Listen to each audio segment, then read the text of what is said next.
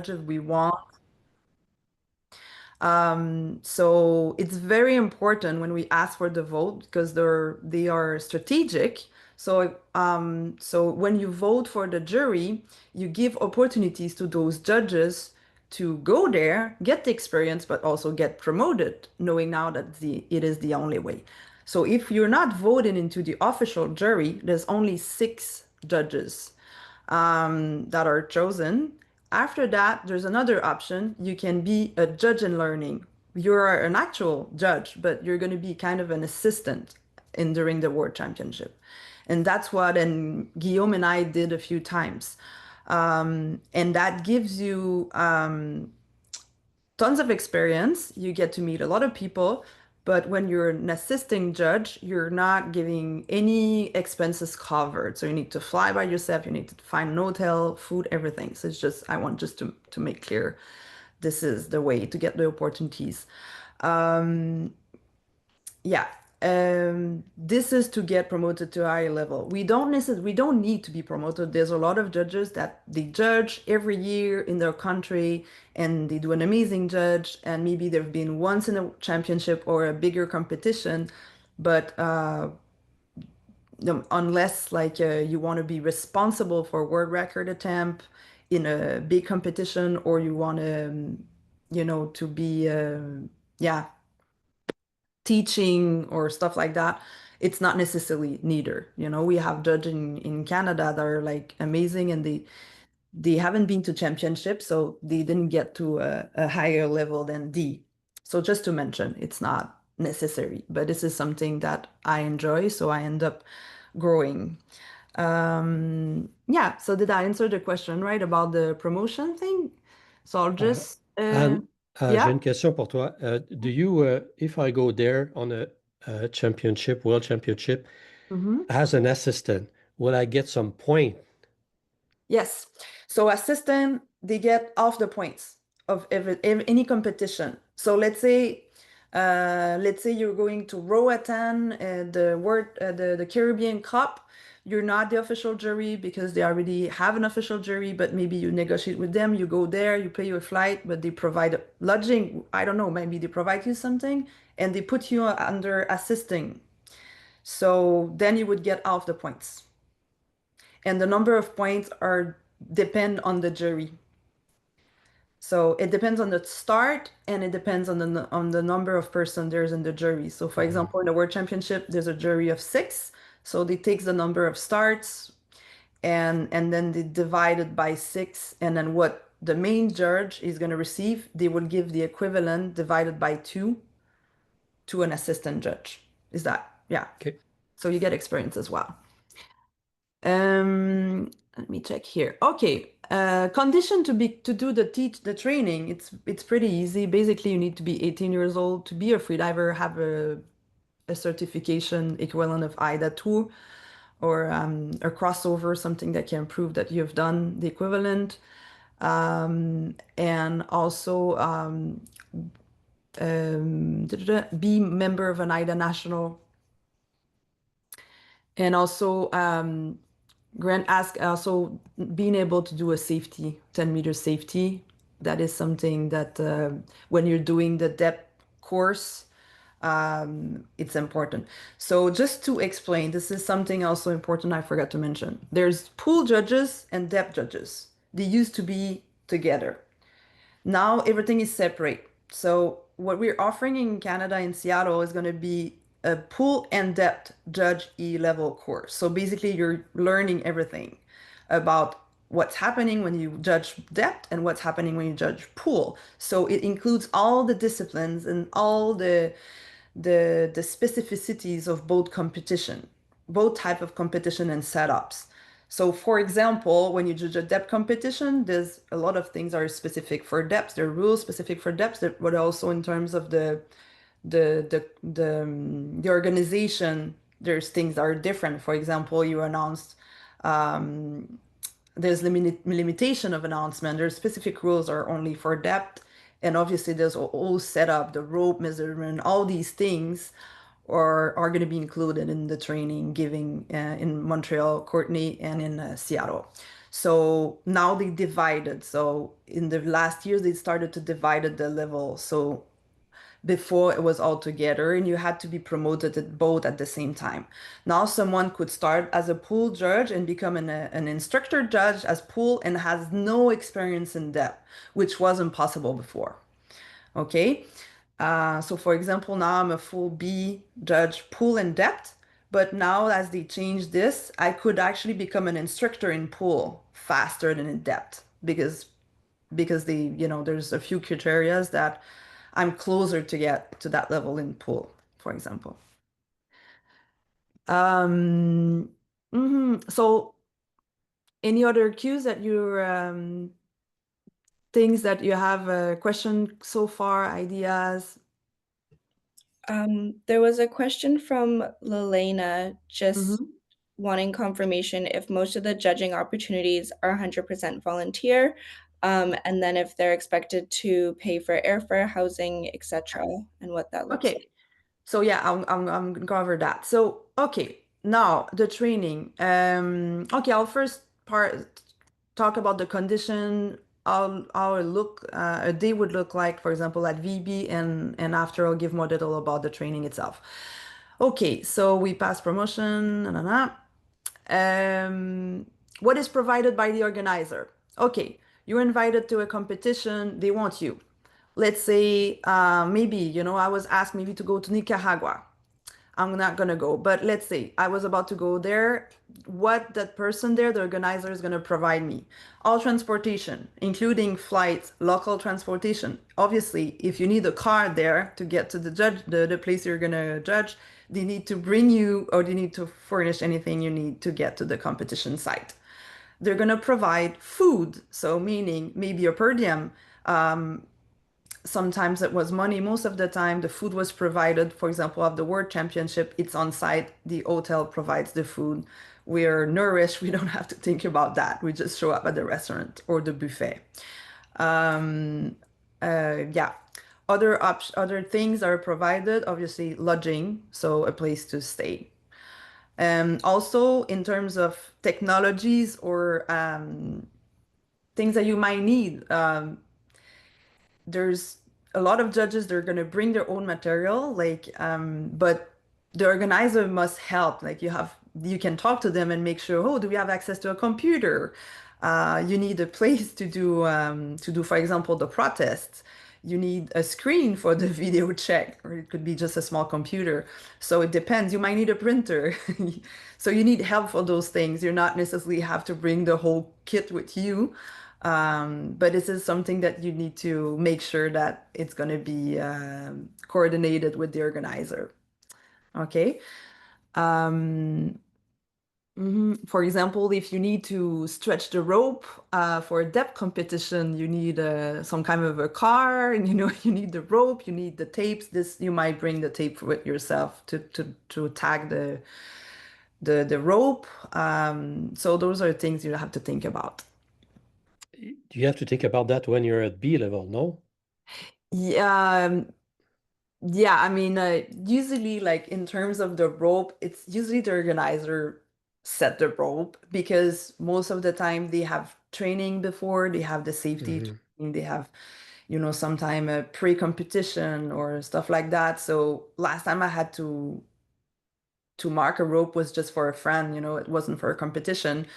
But you're learning that in the course. You're going to do it. You're going to learn how to do it and how to make sure the rope is properly marked. And it's important to understand how it's done because then when you double check it, um, you make sure all the tape are there and that the rope is properly marked. So there's a whole process after when you're on site in the morning, we check the line. So I'll explain when we do a full day. But those things, you have to think ahead. So it's important to communicate with the organizer, especially if you're the main judge of a big competition and include specifically a depth is more complex for sure.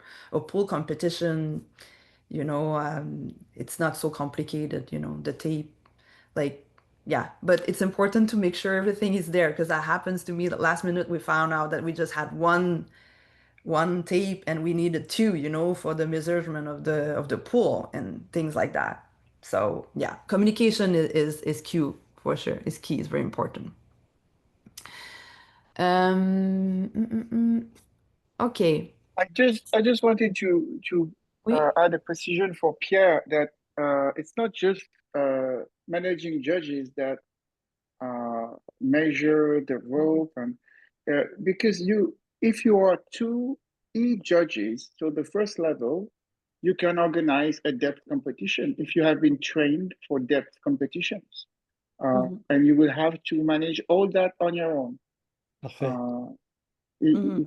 you won't always have a more experienced judge than you Mhm. there. And if you don't do it, you need to check it. You're Mhm. responsible. So you this is the responsibility of the judge to make sure the rope is properly measured, make sure the safety are trained. So this is part of our job. So do you want to know for how a day would look like as a judge, like, for example, at Vertical Blue? I I dig into some of my WhatsApp groups and I actually found a schedule that we had made. It doesn't mean that we follow that schedule every day. And I was trying to remember that, yeah, there's like all those things, like every day is different depending, what happened that day, where there was a world record, like, do we need to do a doping? So I'll explain, for example, what would be your schedule, and it's going to give you an idea at the same time, what are the tasks that we need to do. Okay, so let's say we're at Vertical Blue.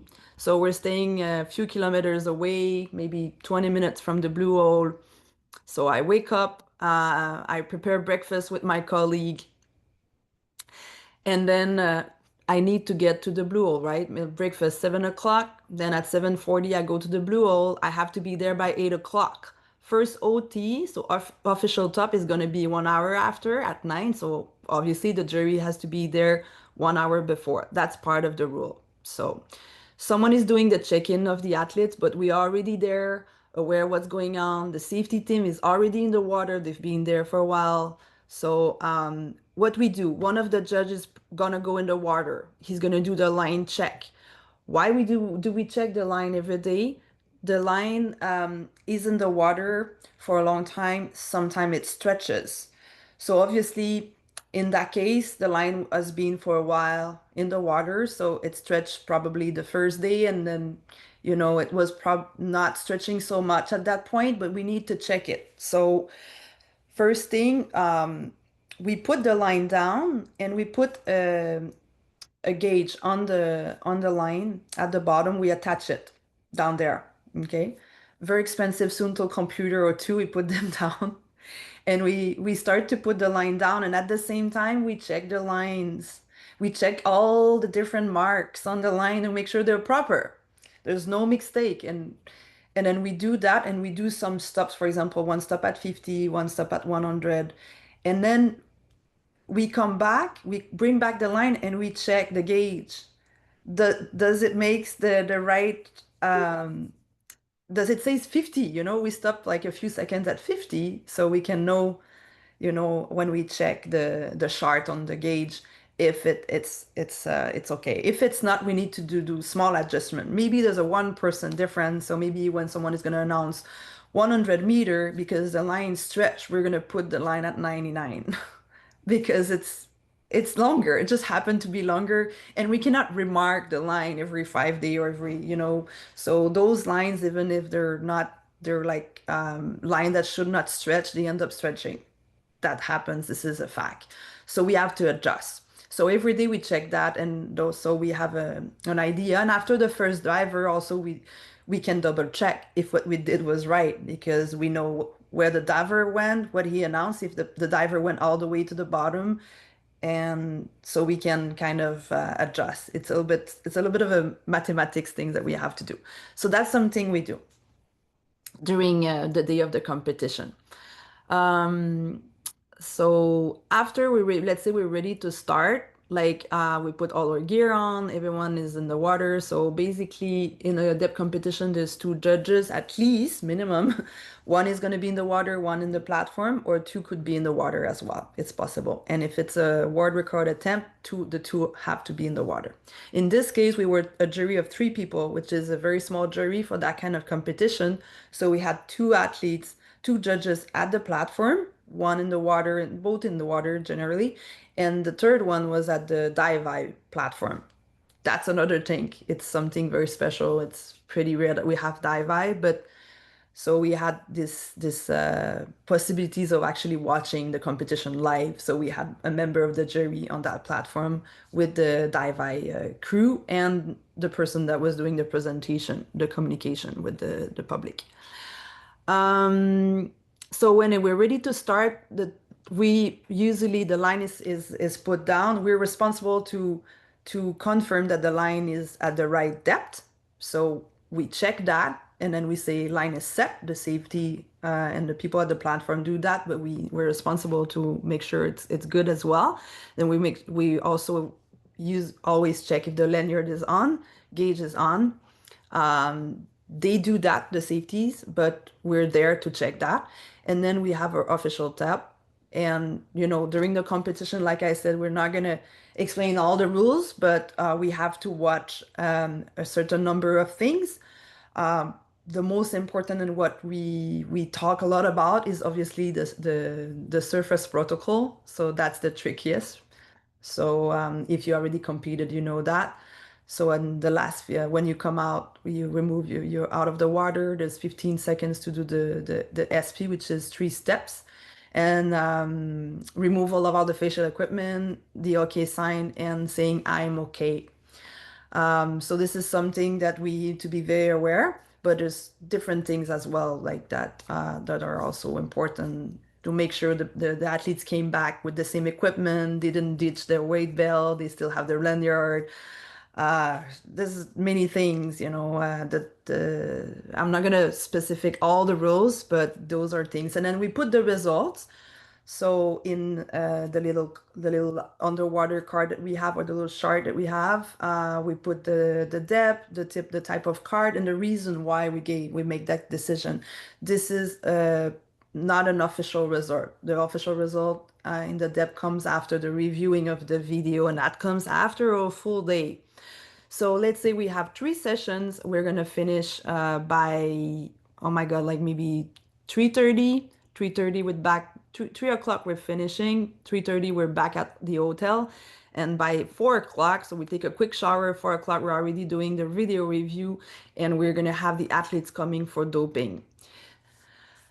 Doping is another thing, it's changing, and in the major competition now, for example, the World Championship, they're going to have a team that are going to be dedicated to that. So we learned that during the course, but because as judges, we're being asked now to be proper doping officer. So we're doing a training, but it's not all competitions set up that provide the perfect context for a proper doping. So just to give an example, at Vertical Blue, the athletes, as they do a world record, I would tell them show up, for example, at 4 o'clock at the hotel, but there's no way I could chaperone them because we just don't have enough staff. This is the way we've been working, but this is about to be changing. Just 1 second. Okay, I received a message. Okay. Okay, so let's continue what we do when we come back to the hotel. No time to relax. We do video reviews, bottom video review. And then we prepare, we put the result on the sheet, and then we need to post the official result as soon as possible. And then as we usually have a time set up that athletes knows that the results are going to come at that time. Why it's important? Because they need to know, because they're going to protest. And in this context of competition, so you need to find a way to communicate properly, because we're not at the Blue Hole anymore. People are like in different hotels room, in different location all over the island, maybe 30 minutes from the Blue Hole. So they need to know at what time the result is going to come because they need to show up for protest. So they probably have to be already next to the jury if they think they might need to protest. So yeah, if there's protest, they come to us, and then we go into the protest room, we review the video. So that's why we need to have access to a computer and all this. Usually there's a member of the jury that helps with that, does the tech part, and then we can meet, see the video, have the athlete come in and do their protest. After we have a protest, we propose the results. And yeah, and then if they're official, then we can say it's official result, but it's not over. So I'm not even talking about doping, but let's say we still need to prepare the starting list for the next day. So yeah, so that could finish easily by 6 o'clock, 7 o'clock. And at the World Championship, by that time, Guillaume knows, we have what we call the event meeting. So it's usually around 7:30, and sometime we're still in the protest room. The event meeting then needs to be postponed. It is a meeting that we have with everyone, so that each team, for example, Équipe Canada would have someone to come and meet at the event meeting to get the last information, if there's change in the organization, any information we want to provide to the athletes and the jury and everyone. So we do those meetings every day pretty much in those big competition. The World Championship for sure, they're very useful. Some other competition, obviously, they use other means of information, but that's something that we have a lot at the Worlds. So that would be an idea of what would look a day. If we have doping to do, we're going to have the athletes coming in, and we need to have a proper place to do the doping. And then we need to fill documents and do the proper doping and the peeing stuff and put that in the box and make sure it's stored in a safe place. And paperwork is something also we have to do for continental records. So continental records, you need the same type of preparation as for a world record. So same thing. You need a B judge. That judge cannot be the same citizenship of the athletes, but also you need to fill forms. These are going to be sent to AIDA International. Any other question?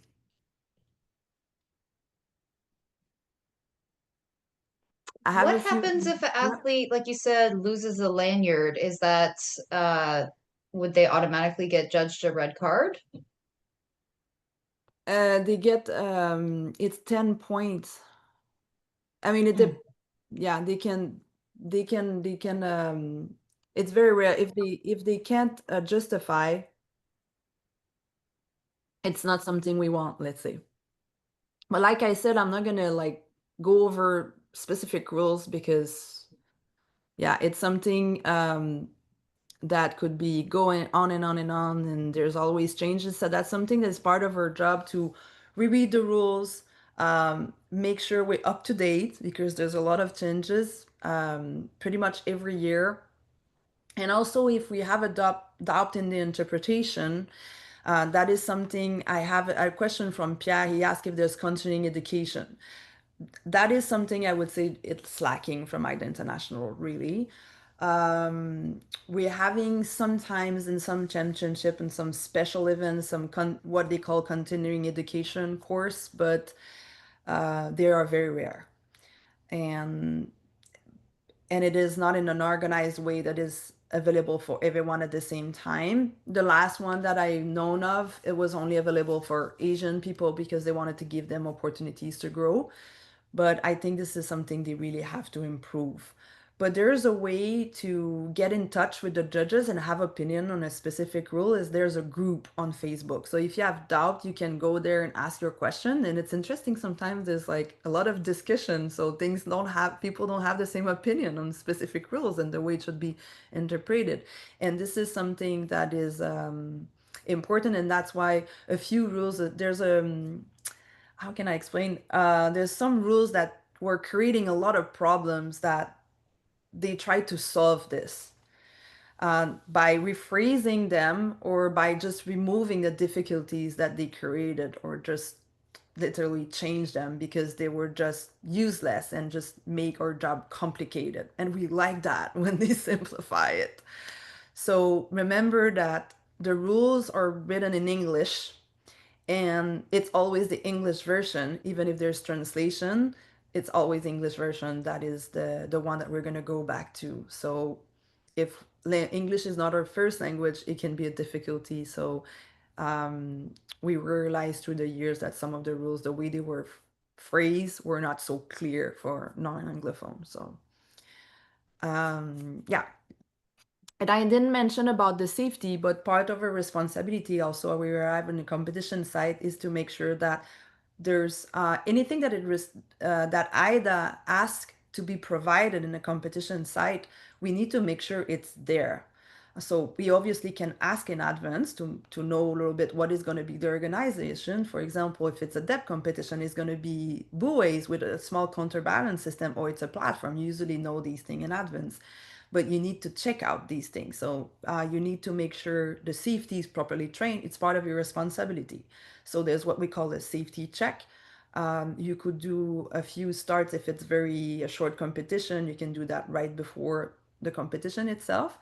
But in a depth comp, you arrive before, there's registration usually days before. So you're going to be doing that the days before, and you're just going to meet the safety teams and just watch them doing drills and see, are they doing their job? It's very important, right? And then you want to be able to see all the safeties in action before the actual competition. This is something you do. Like, for example, you could check, you will want to check the counterbalance. Is it fast enough? You know, and I think you saw this happening, Jana, in Dominica, but that was actually a full rescue with the medical team as well. So yeah, this is something that we do. Okay, I'm checking. Is that sort of why they have official training for most competitions? Is that when judges would typically arrive and review the safeties and go over everything? Because obviously for shorter competition, it'd be very difficult to review everything. No, you don't review everything necessarily, but it's under your responsibility. So obviously I'm going to vertical blue, like there's been trainings for a week, the safeties are being there for weeks, they're very high level, but you're there and you watch them. But you can say, tomorrow I'm doing an official check, and you can come there and just say, okay, I want you to show me how you saved. You can do that. You have the power. So, but usually we just say, okay, the jury is going to come and have a safety check, and you can just watch them doing drills, but you could literally ask them to provide a safety in front of you. And then we have this responsibility. So it's part of us. We are the one that represent AIDA International. So we want the criteria to be met. So what are the safety criteria or the medical criteria? Do we have the proper equipment? And it's important to have a good communication. So even during a competition, if you're meeting the medical team, there's some athletes that are go under surveillance because they had squeeze, for example. So they can come to you and tell you, because there's a certain rules that have to be applied, but also it's important for you to know what's going on, and if they have a concern, they can come to you and tell you, and you could force the organization to change something. So if we take a judge course and we finish, do we get like a checklist of all of these things that we're supposed to manage at a competition? Because it sounds like a lot. Yeah, in the rules, there's like the criterias of what you need to have that kind of competition. And these things are clearly. And there's a few other documents also separate from the main rules that gives you clues for example, depth and yeah. So they are also provided for the organizer, obviously, because they need to know those things. But there's the minimal requirements for that type of competition and that type of competition. Yeah. Good question. Thank you. So yeah, I mentioned that we have the power to stop the competition. I never had to do that, but I once had athletes coming to me because they were worried about the situation in terms of safety. Athletes that has been in that competition for a while. That setup was there for weeks. They were there training, and during the official comp, there was basically there was one safety missing, kind of one safety was sometime using the boat and doing kind of the taxi. And so I had the responsibility to make sure that this would be fixed with the organizer. Now, for legal liability, does that fall upon the organizer or the judge? The organizer. Okay. Yeah. And I believe that, like anything that we do, when you do your job properly, you have at least in Canada, you have a certain protection. So we are qualified judges. We follow what we have to do. Then, we're protected. But I can give you an example. Like I'm a tour guide in Montreal, and we lost our insurance in the last 2 years. We had a insurance responsibility for anything. Nothing happened in the history of the tour guides in Montreal, but I'm doing bike tour. It's more risky. But we haven't found yet anything to cover. But there was a training that we received by Vélo Québec, specifically for doing tour with a bike, so if something happened and I can prove that, I have a proper training, I'm a professional, I didn't do anything, I didn't like burn a red light. So it's a type of protection. But as a judge, it's very, very clear in AIDA that we're not responsible. I just want to mention it. But I think also like we're trained, if we do our job properly, also there's this fact, but just so you know, officially we're not responsible. And there's major thing that happened, but I don't know anyone that got sued, but we could mention Guillaume in 2015, and Guillaume Néry, and Guillaume that is here on the call, he was there. It was a major mistake. Who was responsible? The organizer, the judges? It was a divided responsibility. That's what I heard. I wasn't there, but no one died, or that person was put in a very major danger. He could have died of a mistake, but hopefully nothing, no one filed anything, but It was the rope that had not been properly marked. yeah. So there was a 10-meter difference between what was announced and how the rope was set. Yeah, it's a major mistake, and like then who was responsible? Like people came out saying it was the jury, and then like I wasn't there, and I don't want to come into this, but let's say something bad would have happened, the jury is technically protected, but yeah. Would you have another answer about that, Guillaume? It's like tricky. I understand people being worried about that. Yes, I think, no, I agree with you. The only thing I would say is that even though you have in theory legal immunity, if something bad happens, I mean, beyond your normal responsibility as a citizen, because we all may be involved in accidents, but the thing is that you feel that responsibility. Yeah. And this is something probably that you could hear from what Anne-Louise described, is that there is a lot on your shoulders. And this is also part of the excitement of this volunteer job, because you have a lot of responsibilities.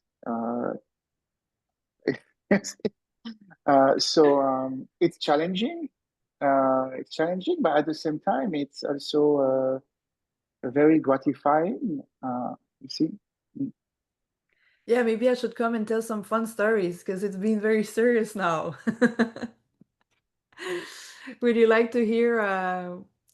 We still have 15 minutes, so I want to take questions. But okay, let's at least tell you just a little bit of a point, the point of what we're going to learn in the training. Is that interesting for you to know what you're going to be covering? I give you an idea, but so first and very important thing, if you're taking the course or thinking about taking the course, you have to read all the rules before the first remote training that are going to be the last 2 days of June, the last weekend of June, sorry.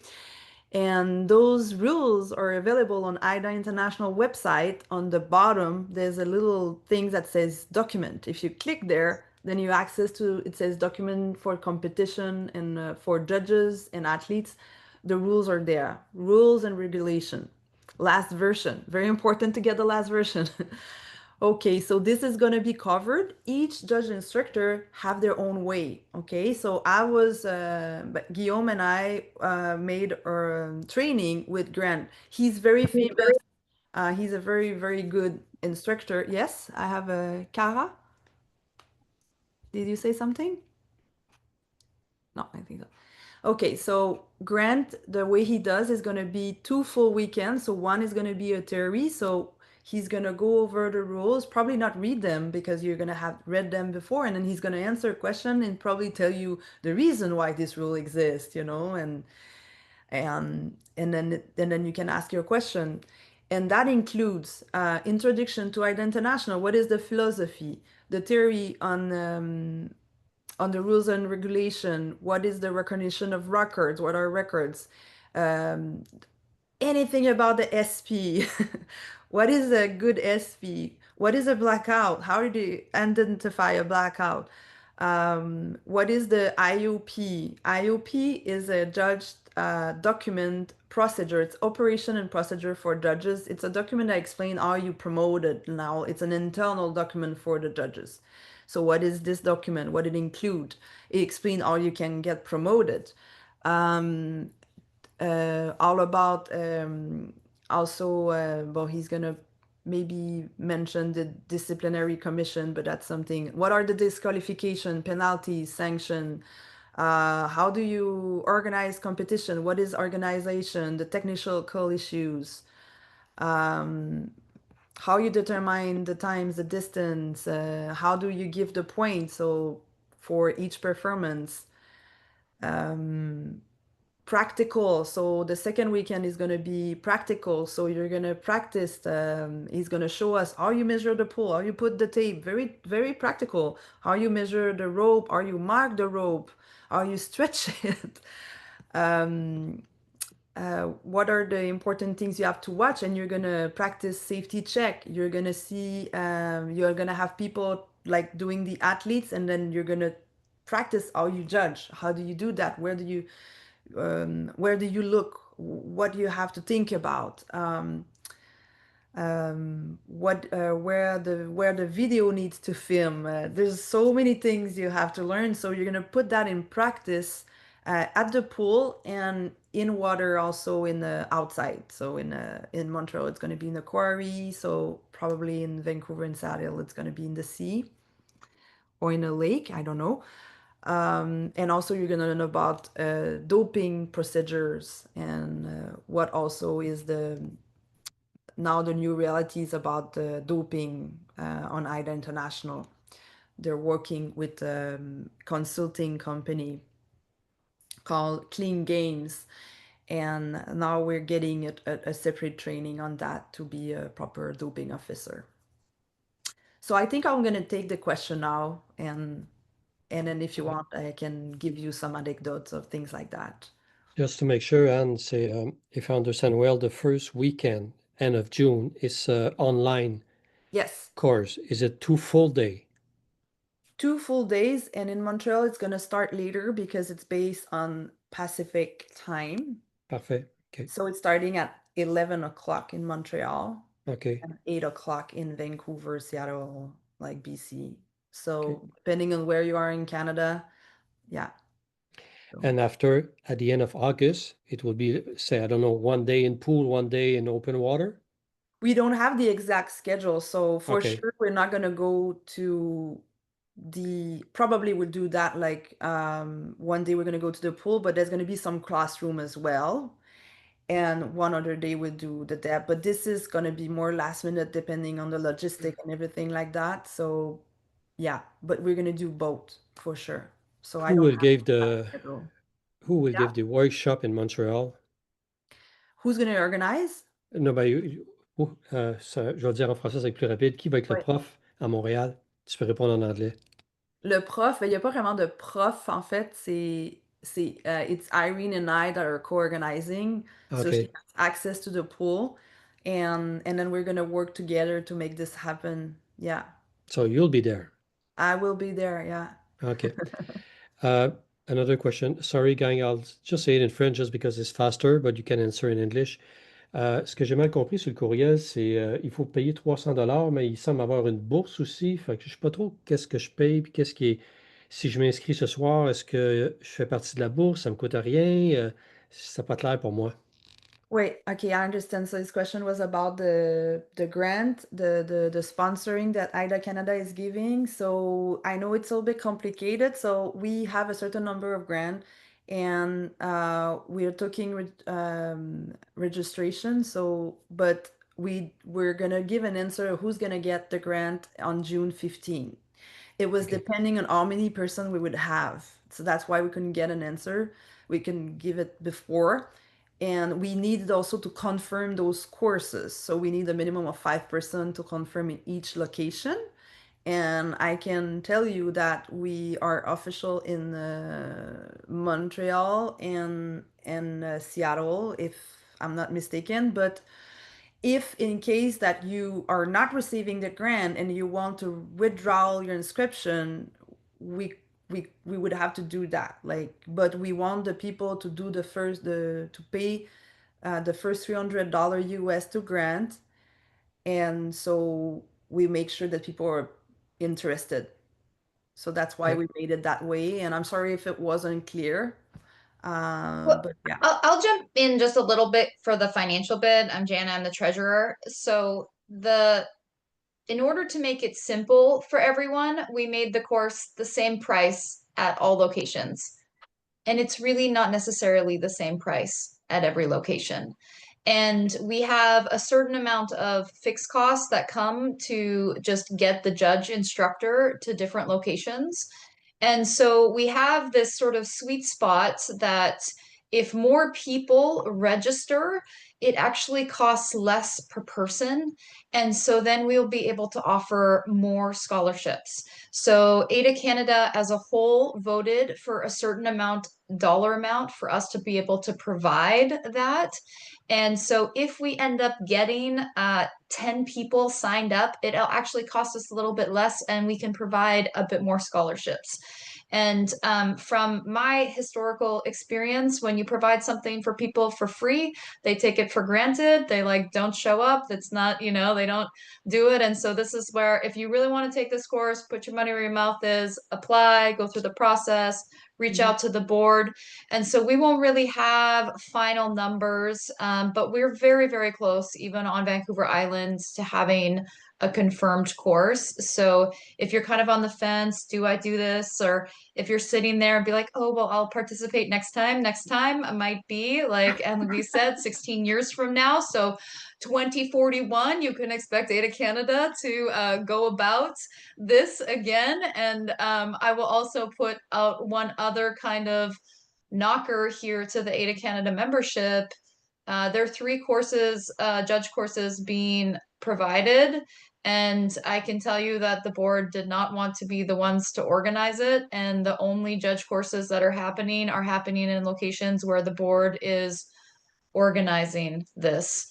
And so it makes it very hard for us to provide those things for other people. So if you're sitting, you're like, maybe next time, I highly doubt there will be a next time. So get yourself together, reorganize your schedule, and come show up to the course in one of the 3 locations across North America. Merci.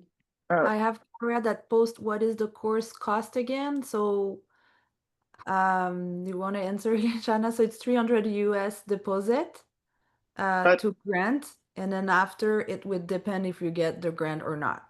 Yeah, so but it's $600 US is the cost of the course. Yeah. So we're providing a 50% sponsorship to people who are going to get the grant. And if you're not a member of AIDA Canada, it costs $600. So that's what that is. And if the course ends up costing a little bit less because we have more participation, what we're doing as a board is we're going to sponsor a few more AIDA Canada members to take the course. And that's kind of how we're working things out. And this is why we're waiting a little bit for more people to register. And so we're able to then understand how many grants we're able to provide.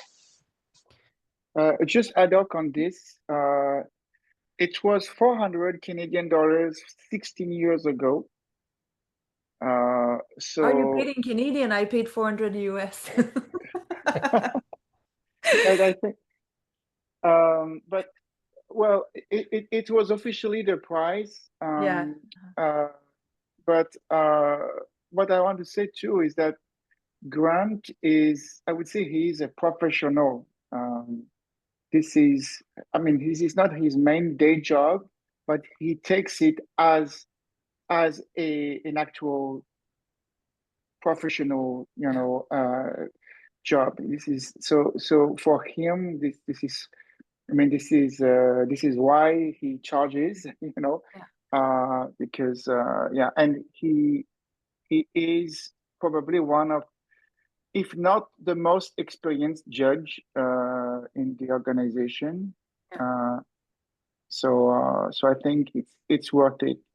If you have a grant and it's just $300 US, I think it's worth it. Yeah, and to mention, like, there's no real like list of what has to be taught. So each instructor teach the way. They have to do it a minimum of 2 days, and Grant is providing 4 days. So he's covering everything, and he's gonna answer a question and everything. I want to jump in to just answer Lalena's. I saw she posted question earlier. So it is 100% volunteer. Like I mentioned, you get provided the lodging, food, transportation, but yeah, you're a volunteer. So judge is something we do because we want to do it. I took my holidays to go, and Guillaume can confirm that it is a volunteer work. What are the biggest challenge? There are so many, but I'll jump to the other one to see if I can answer that before. Do you need to judge? Okay. Yeah, you need to judge at least one competition every 2 years to keep your status. So if you haven't been judging for exactly 2 years and you're gonna fall into unactive judge, and then you could do an exam to reactivate your status on AIDA International. If you're inactive, the organizer is not gonna be able to add you in a competition. It's all made online now. And we know that in Montreal, it's Mathieu that was able to reactivate. So it is something that is possible if it's been more than 2 years you haven't judged. So they have now this system. The cost, we have it. And what is the biggest challenge? There's so many. I think the interesting part, and which is part of the challenge, is like you have to do a little bit of everything. And in the experience I had in big competition, it is very international, very multicultural. So you have to collaborate with people from all over the world, being the organizer, the medics, it's a big team, and you need to be able to have a very broad vision and be very quick in adapting. I would say these are the things, and I think it's what makes it interesting. You're touching a lot of different aspects. I really like logistic organization. Um, you have to have a very holistic vision and to keep an eye on a little bit of everything. But when you're actually judging, you have a tunnel vision But in order to be able to do your job properly, a lot of things have to be settled before. Like maybe you have to have something, Guillaume, yeah, about that. What do you think? Yes, if I can jump in, I would say that probably the biggest challenge, at least for me, is to accept and deal with my own mistakes as a judge. Because it's very hard to deal with that. I mean, um, you make mistakes, Yeah. and people will criticize you for that, and you may be even a fiercer critique of yourself. And so it is very important to, I mean, to just remember that you are a human being. You judge what you see. If you didn't see something, it's not because you are a bad person. you know, you just didn't see it, and this is why protests are for. And and if people don't challenge, don't protest, well, you can't do it for them. But also, I mean, live with your imperfection. You are a judge. You are not God. You don't know everything, and yes, and that can be challenging. I tell you. It's very interesting what you say because when I was in Bulgaria, the last time I was at Word, I had an assistant that at some point asked me an advice, and I came out with that. I told him, if there's something you have to remember, you're not perfect. You have to accept that you're not perfect. You're gonna do mistake, and if you can't deal with that, don't be a judge because you're gonna suffer. I mean, we all suffered, but yeah, I think it's the most important thing, one of the most important thing to realize that we're humans and every day we might feel like, oh, I should have done this or I haven't seen that or did I, but we do our best. We really do our best and we want to provide to the athletes the best condition and we want to provide them the opportunity to protest and we always at some point we have to put our ego in the back and just do our job and accept if something happened and it's gonna happen and it happens sometimes in front of a lot of people and it's being filmed or you didn't see something or we don't know like what could happen and it could be stressful but I think if you can accept that then the experience is going to be more it's going to be a little bit easier, let's say. And fun. And fun, And yeah, we fun. want it to be fun. It might not look fun but it can be fun. What's it, maybe talk a little bit about that. So what's the difference? Because you've been an athlete in competition and you've been a very high level judge. So what could someone expect? Like I found as an athlete, I would pretty much be a turtle at competition. I'd do my performance. I would eat, sleep, rest. I had a lot of serious things going on. But as a judge, like what's the interaction like with the safeties, the organizers? It sounds like you work a lot as a judge, but do you have more of a relaxed environment from a communication standpoint and just rest? That really depends on the competition, I would say. When we are at the World Championship, we are a big team of judges, and it's pretty cool for that. Like we would be like 6 officials and like 12 assistants, so we really spend a lot of time together, and we're very, very busy. So we're mainly staying with us, and obviously when we know athletes, we say hello to them, and we have times to chat a little bit. But the jury spends a lot of time together. In smaller competition, for example, when I judged in Greece, my roommate was a safety, so I had a first and you know, uh, I had a vision of what was going on. It was different, and at that time, also interesting thing is and sad is that you probably know who's Stephen Keenan. So he was a famous safety that passed a few years ago, but he was competing at that competition and he had a very bad blackout. And I was there, and then I had a lot of conversation about what happened with her, and so it gave me this opportunity to learn more and see. But it depends. In some competition, I feel very isolated because sometimes you don't have a lot of time. And also at a certain level, and I would say at VB, for example, maybe the fact that I was, maybe, I don't know, I have the impression, maybe because I was a higher level judge, some athletes, they at some point, they're doing very, very big performances, and you're not their friend, like they have this respect towards the jury, maybe that puts a distance. In a smaller competition, you're not going to have that at all. So I felt that. Then I think this is something that I don't like so much of being a higher level judge.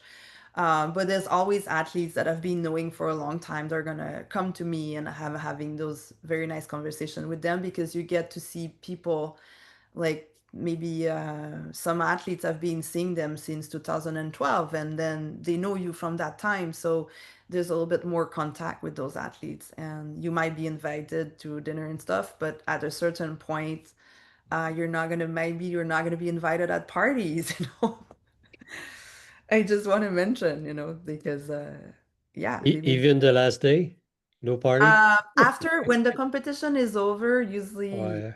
yeah, you're invited. You get drunk with them. But before, I would say probably not. It depends. Hmm.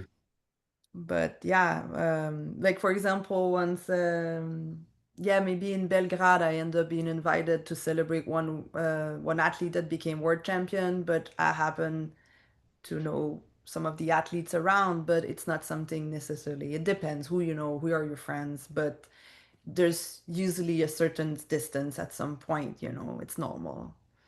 During the competition, you're a judge, so so they're gonna be your friend, but because they have questions, they want to make sure their announcement, you receive them, they're gonna be, but not necessarily to invite you for dinner. But at the same time, I noticed that former athletes, I mean, people who have been very active as athletes in the competitive scene, uh, they they are they have a good connection with athletes because the athletes recognize that they understand their point of view. Uh, it's so I think it's an advantage. Personally, as I did not compete much, I felt it as a disadvantage, as something that was preventing me from maybe I don't know, having Um, a good connection with athletes. So I think it's actually uh, useful, to have uh, exerted the athlete role and to be recognized as a peer mhm. by the athletes, like Anne-Louise, for instance, because uh, because I think it's easier for them to to see that you understand them, that you share their reality and you are not just an abstract, um, a bureaucratic observer of their performance. Yeah, sometimes they see us as a little bit separate, but it depends. But some judge, I'm thinking about Yulia Mahevich. She's competing a lot in depth, but she judge a lot mostly in the pool, so she's known as an athlete, and a lot of everyone knows that she's competing to a certain level, and that creates maybe this nice bonding with some athletes. Me, I've been competing, but not to a high level. When I go to a championship, people don't know I really competed. Mm. But yeah, I think we're able to connect, and I can say, for example, I had the people, for example, the Japanese team, they would send me their announcement in a paper and put a little like design, a little heart on their announcement, and I think it was very nice. And I would send them a message and say thank you, and like you have some contact, and people are happy. And a lot of athletes are also judged. They did their course and they understand our work. So I can think of a few that you see that because they learn about it and they are really judged, they have this communication that is better with us. But yeah, Mm. is I hope I covered what was expected, but if you have more questions, if you need more information about the judge course, you can definitely write to the board. If you already registered and you're sure you want to do the course, make sure to check the rules online, read them.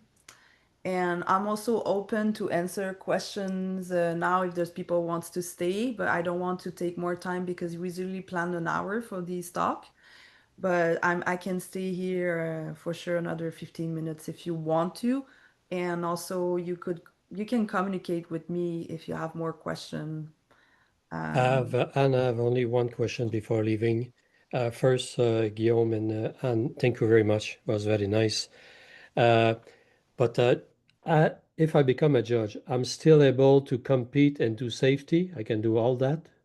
Or when Yeah. you're a judge, you're a judge. No, you can do, but not all together. Yeah, of Not course. not in It the will be a same first. competition. It's Yeah. not in the same competition, Well, I can understand that. Okay. which is makes sense. Well, I cannot do static one day and judge the other day. Now, Right. On the it same used to be competition. possible. It used to be possible many years ago, and it created a lot of problems. The other thing for people who don't know, like if you're an instructor, like I'm an AIDA instructor, but I'm not an AIDA judge, so I can't teach AIDA competition freediver, even though I was a competitive freediver for 2 decades. So there is some other benefits that even if you're kind of starting out early in your career and you think you might want to be an instructor, it does give that extra certification. Like I can't teach the AIDA safety course, I can't teach AIDA competition. So once I become a judge, that will allow a lot more teaching opportunities, and then it helps a lot with, organization. There isn't a lot of people who can do both. Like we've got a bunch of people in Seattle that want to safety the competition, but they're not official safeties already. So trying to get an instructor, it's only Roberta and Matt out on the West Coast that can teach that course, and they don't have capacity to run a course, within the next 2 months before the competition. So it's kind of, as all these things are coming together, there's interest, but there isn't the specialty. And even same thing like with Anne-Louise, would have been lovely to have Anne-Louise teach the judge course, but she's missing that next level certification. Yeah, it's interesting because this didn't exist when I became a judge, and I did my instructor, but I'm not teaching. But now, like, we have these, yeah, as a judge, you're going to be able to and a lot of people want to learn how to compete and they want to take this specific course. I know in Mexico they give it right before the comp, and a lot of people are interested in, like, yeah, because it is something very important. And if you don't have the knowledge, then it's hard to prepare someone to compete if you don't know properly the rules and what are going to be. I mean, if you competed yourself to a high level, you know these things, but yeah, that's you're going to get even more information doing the judge course. Merci, Anne-Louise. Merci, Anne-Louise. Merci à tous. I have to go, but that was fun to be with you all. Merci, Guillaume. Au plaisir de te revoir. Thanks, everyone. Merci beaucoup. À bientôt. And you can communicate with us if you have more questions or if you want to register.